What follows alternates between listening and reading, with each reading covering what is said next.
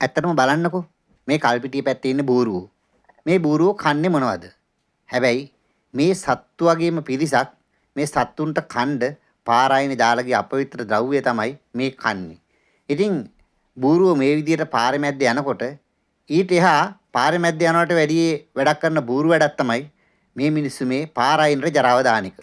ඉතින් මේක අවුරුදු ගානකට ඉස්සෙල්ලා දිගින් දිගටම මේ විදියට සිද්ධ වුණා.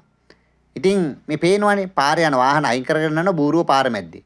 ඉතින් බලන්න මේ බූරු පැටවුනුත් ඉන්නවා, තරුණ බූරුවොත් ඉන්නවා, එක එක જાතියේ බූරුවෝ ඉන්නවා.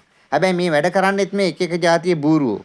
ඉතින් විශේෂයෙන්ම කියනවා නම් කල්පිටිය ප්‍රදේශයේ ඊටාත්ම අපිරිසිදු තත්ත්වය තමයි තිබුණේ. කාලයකට ඉස්සෙල්ලා එහෙම තිබ්බා. හැබැයි මේ වෙන විට නම් පිරිසිදු කරලා තිබෙනවා. ඉතින් මෙම ප්‍රදේශයේ පෞගිය දවස්වල පොලිසිය ඒ වගේම රාජ්‍ය ආයතන එකතු වෙලා පිරිසිදු කිරීමක් කරා. ප්‍රාදේශීය සභාවත් ඒකට පුල් සහයෝගයක් ලබා දුන්නා.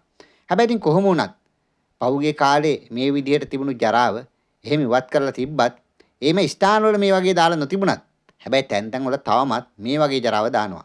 ඒ නිසා මොකද කරන්න ඕනේ?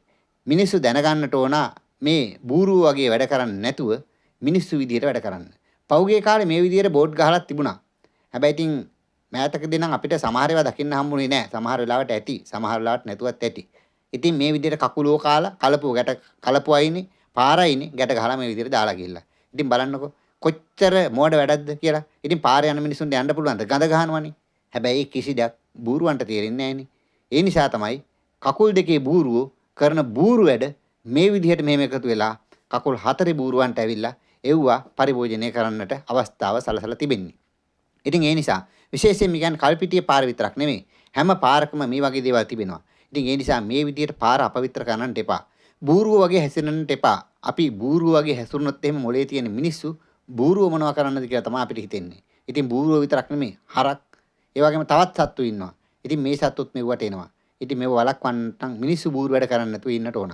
ඒ නිසා මිනිස්සුන්ට කියන්නේ ඔබ යමක් අපවිත්‍ර ද්‍රව්‍යයක් ඉවත් කරනවා නම් ඒක ගෙදර හරි අරගෙන ගිහිල්ලා තමන්ගේ ආරක්ෂිත ස්ථානයක දාලා ඒක වලදලා දාන්න. එහෙමත් නැත්නම් ඔය ටවුන් වල කඩවල කඩපිල් වල පාරයින් වල ඕන තරම් තියෙන අපවිත්‍ර ද්‍රව්‍ය දාන්න ස්ථාන සකස් කරපුවා. ඒ තැනකට දාලා යන්න.